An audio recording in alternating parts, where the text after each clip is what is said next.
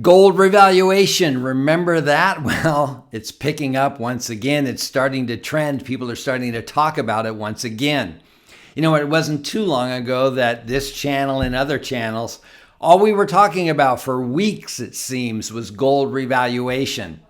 Now, when we first started talking about that, the price of gold was somewhere around $28.77 and now nearing $5,000.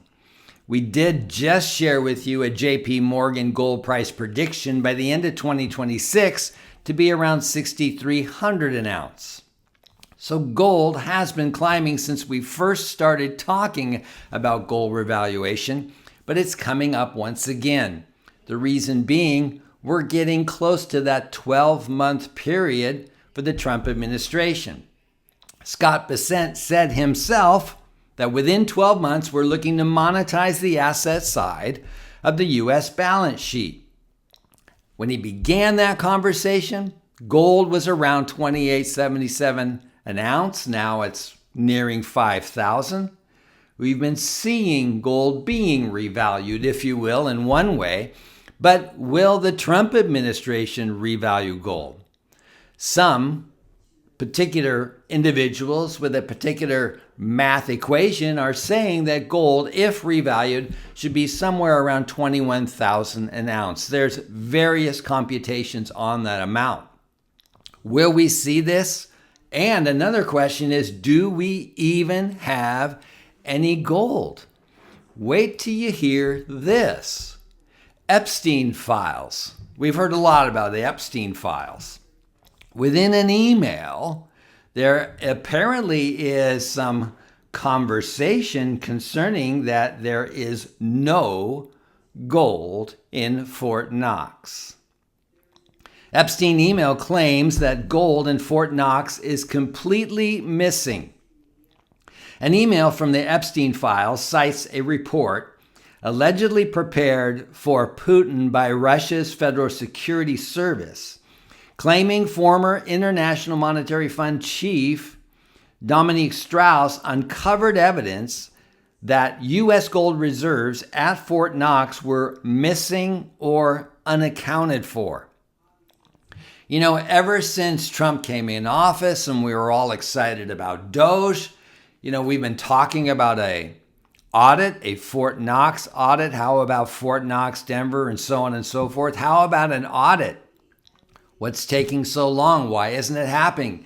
Is there, no gold?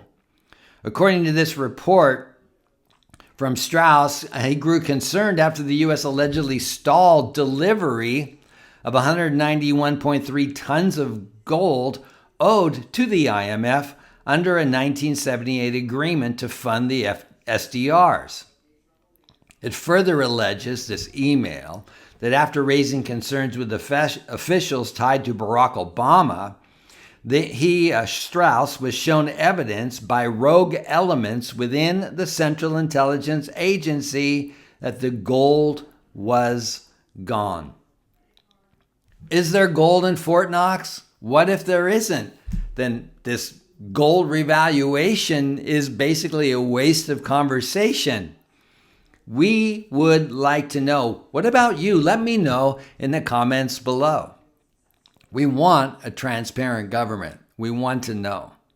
But listen to this. JP Morgan recently said that by the end of the decade, they are predicting gold to be around $8,500 an ounce. Here's the scenario. JP Morgan analysts have described a scenario where gold could hit $8,000 to $8,500 an ounce by decade's end if private investor allocations rise from 3% to 4.16%. Their base forecast is $5,000 by Q4 of 2026. Will private investors allocate more to gold? I believe so as we continue to run to safe havens. Listen to this. I wanted to share this with you. U.S. Treasury Secretary Scott Bessent issued a massive global warning with a shocking statement. Quote, The single biggest threat to the world economy is that 97% of advanced chips are made in Taiwan. If that island were blockaded, it would be an economic apocalypse. This is something that the U.S. has built itself or positioned itself in real trouble over the years. This is something that's serious. Now, we have mentioned in our last episode about, of course, the critical minerals, rare earth, and what's happening with that and the other nations and allies coming together. And it looks like what we're hearing is that there will be a floor on prices. So is that a good thing or a bad thing? Some people are seeing it as a good thing, meaning a floor, and it can go up from there. But what if it's something to set the price? Looks like the U.S. government is putting a price floor for silver, according to Silver Gold News. The United States and Mexico unveiled a 60-day plan to develop coordinated trade policies aimed at mitigating vulnerabilities in critical mineral supply chains, including possible price floors for certain mineral imports.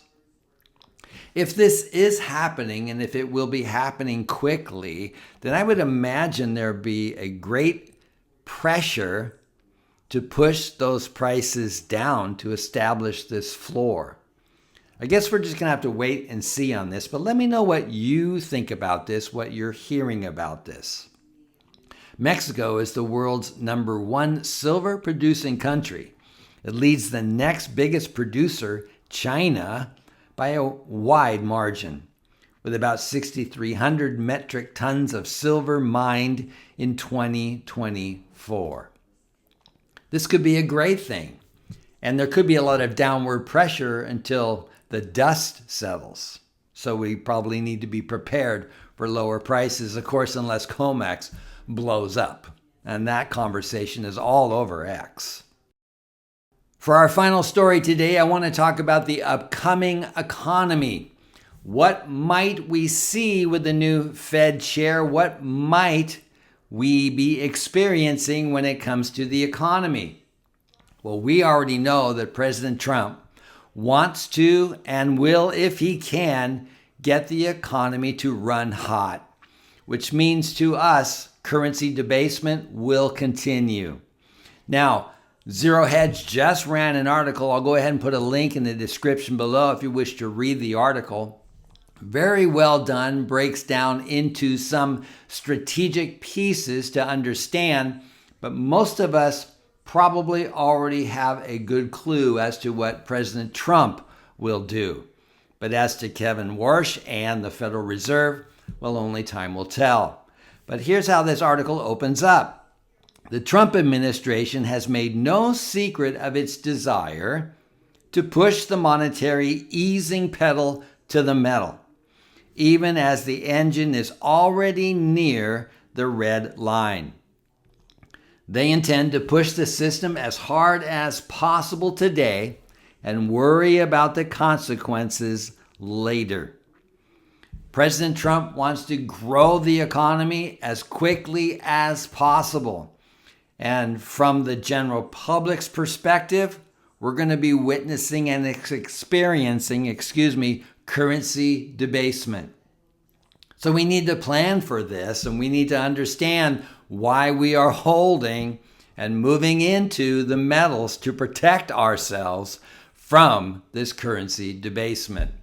Thank you for joining me today. I appreciate you spending time with me. If you like what we're doing and you haven't subscribed, subscribe to the channel. Don't forget to hit that notification bell so that you don't miss a single video, and share your thoughts on this episode. Love to hear from you, and also let us know where you are watching or listening from.